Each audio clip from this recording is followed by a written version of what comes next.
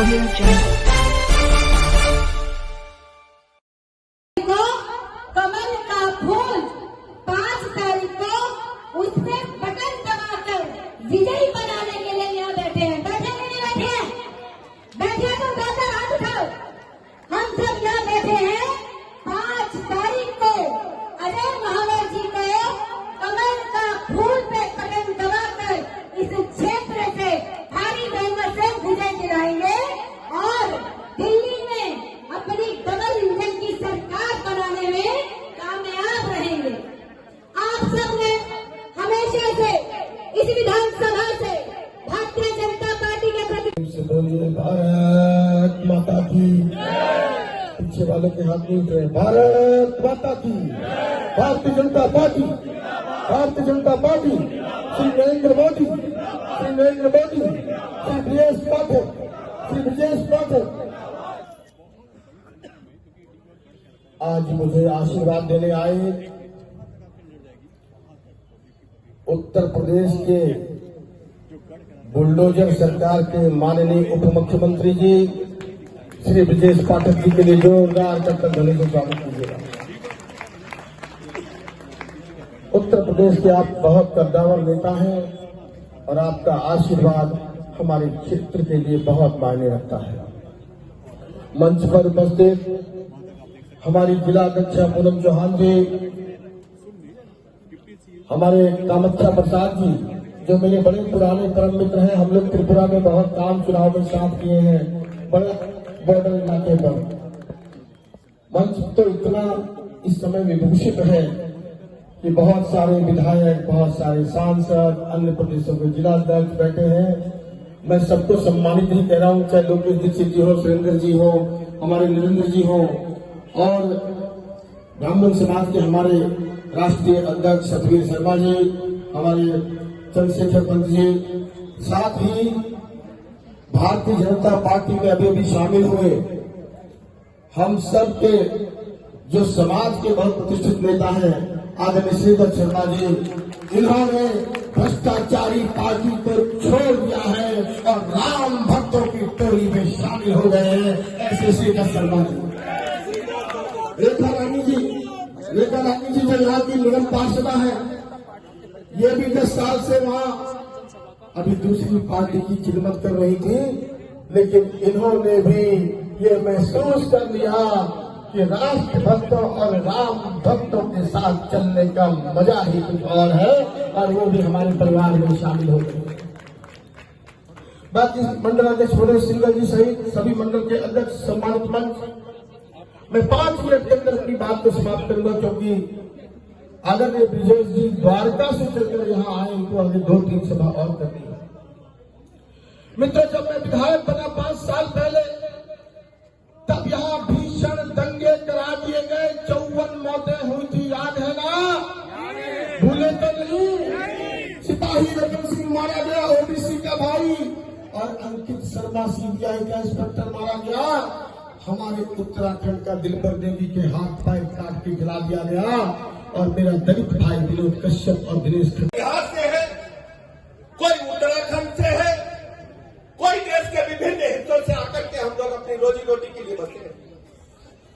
लेकिन दिल्ली के अंदर जो तस्वीर हम अपने गांव में बताते हैं कि हम दिल्ली में रहते हैं, लेकिन जब दिल्ली में आकर अपने मोहल्ले में, अपने घर में आते हैं तो दिल्ली की टूटी सड़कें, बदबजाती हुई नालियां, बच्चों के स्कूल में बुरी हालत, अस्पताल में तालाबंदी, भ्रष्टाचार चरम सीमा पर, आम आदमी की सरकार की दुनिया भर की करतूतें अपने दिल में संजो करके रखे हुए हैं। दूसरी तरफ माननीय प्रधानमंत्री नरेंद्र मोदी जी के नेतृत्व में देश में 2014 के साथ लगातार सरकार चल रही है। तीसरी बार देश के लोगों ने मोदी जी के नेतृत्व में सरकार बनाने का काम किया है। हम कह सकते हैं कि तीसरी बार माननीय प्रधानमंत्री नरेंद्र मोदी जी ने सरकार बना करके गरीबों की उम्मीदों को और पंख लगाने का काम किया। मोदी जी ने इन 10 वर्षों में देश के 4 करोड़ गरीबों को पक्का मकान दिया है। देश में मोदी जी ने हर गरीब बहन को, महिला को निःशुल्क गैस कनेक्शन देकर के उनकी जिंदगी में रोशनी लाने का काम किया है। मोदी जी ने हर गरीब को जनधन खाते देकर के उनको भी बैंक की सीढ़ियों में चढ़ने का हक देने का काम किया है। मोदी जी ने 10 लाख तक के निःशुल्क इलाज की गारंटी दिल्ली के एक एक जरूरतमंद नागरिक को देने का काम करने का संकल्प आपके समझ लिया है। हमारे पटरी दुकानदार भाई, मैं आता हूं तो भीड़ भारी सड़कों पर उठता हुआ धूल का गुबार देखता हूं। पटरी दुकानदार भाई ढेर सारी मेरी बातें सुन रहे। पटरी दुकानदार भाइयों के जीवन में उन्नति लाने के लिए पीएम स्वनिधि के माध्यम से बगैर गारंटी के ऋण की योजना की व्यवस्था भी माननीय प्रधानमंत्री जी ने की है। घर घर जल जीवन मिशन के माध्यम से घर घर नल से जल पहुंचाने का काम तेजी के साथ चल रहा है। किसानों के लिए प्रधानमंत्री जी ने बजट के माध्यम से सुध लेकर के उनके भी जीवन स्तर को ऊपर उठाने के लिए उनके क्रेडिट कार्ड की सीमा बढ़ाने का काम किया। किसान सम्मान निधि देश के हर किसान को मिल रही है। सैकड़ों ऐसी योजनाएं हैं जो प्रधानमंत्री जी ने पूरे देश में तो लागू की है, लेकिन दिल्ली में लागू नहीं। दिल्ली में आम आदमी पार्टी की सरकार के बारे में आप जानते हैं। जब केजरीवाल जी ने अन्ना हजारे के साथ धरना दिया था, शीला जी की सरकार को हटाने के लिए धरना दिया था, दीक्षित जी की सरकार को हटाने के लिए धरना दिया था, तो कहा था हम सरकार नहीं बनाएंगे, हम भ्रष्टाचार से लड़ने के लिए आए। लेकिन आज मैं दिल्ली के लोगों से पूछता हूं, घोड़ा विधानसभा क्षेत्र के लोगों का मैं अभिनंदन करना चाहता हूं कि आपने हमेशा भारतीय जनता पार्टी का साथ दिया, आपका अभिनंदन करता हूं। और दिल्ली के लोगों से पूछना चाहता हूं कि दिल्ली के अंदर माननीय मोदी जी ने केंद्र के सरकार के माध्यम से देश के हर गरीब आदमी को जो सुविधाएं थी वो दिल्ली में क्यों नहीं लागू हुई, ये मैं केजरीवाल से पूछना चाहता हूं। हर गरीब का हक है कि उसके ऊपर पक्की छत हो, उसको भी मकान मिले।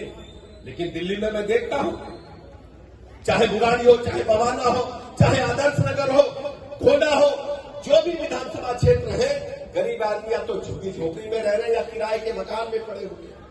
माननीय मोदी जी ने ऐलान किया है कि हम 3 करोड़ और पक्के मकान बनाएंगे और इसका मॉडल बना करके मोदी जी ने दिल्ली में खड़ा कर दिया। इसलिए मैं दिल्ली के लोगों से कहना चाहता हूं, अपनी घोड़ा विधानसभा क्षेत्र के लोगों से कहना चाहता हूं, दिल्ली के हर जरूरतमंद नागरिक को पक्का मकान मिलेगा। ये मोदी जी की गारंटी है। ये मैं आपके बीच में कहने के लिए हर हमारी बहन को, हर बेटी को 10 लाख तक के निःशुल्क इलाज की गारंटी दिल्ली में मिलेगी। ये मैं आपके बीच में कहने के लिए आया हूं। और ये भी मैं साथ में कहना चाहता हूं, भारतीय जनता पार्टी की सरकार ने, मोदी जी ने यह भी ऐलान किया है, जो योजनाएं पहले से चली आ रही है वो आगे जारी रहेगी। उनको हम बिल्कुल भी केजरीवाल जी के योजना के मुताबिक टच नहीं करेंगे। जो भी दिल्ली सरकार ने पहले से फ्री की योजनाएं लागू की है, उनको हम आगे बढ़ाने का काम करेंगे और निःशुल्क मकान ऊपर से देने का काम करेंगे। और केजरीवाल जी का तमाशा सुनिए, रोज नई नौटंकी लेकर के आते हैं। जब उन्होंने को दिल्ली में सरकार बनानी थी, मुख्यमंत्री बनना था, तो पार्टी नहीं बनाएंगे, तो सरकार भी नहीं बनाएंगे। और फिर क्या, अगर सरकार बना लेंगे तो हम पक्का मकान, कोठी नहीं लेंगे, हम अपनी बैगनहार में चलेंगे, हम सिक्योरिटी नहीं लेंगे। सिक्योरिटी भी जेट प्लस लेकर के घूम रहे हैं। शीश महल भी बना लिया, 55 करोड़ की लागत से अपना मकान बनाया कि नहीं बनाया? बताइए दिल्ली के लोगों, बनाया कि नहीं बनाया? फिर उसके बाद बड़ा मकान भी लिया, बड़ी गाड़ी भी ली और कहा कि परिवारवाद नहीं होना चाहिए राजनीति में। कांग्रेस पर यही हमला करते थे, लेकिन जब अपने जेल गए तो अपनी बीवी को आगे करके गए कि नहीं गए? सुनीता केजरीवाल को आगे करके। इनकी कथनी करनी में पूरी तरह से अंतर है।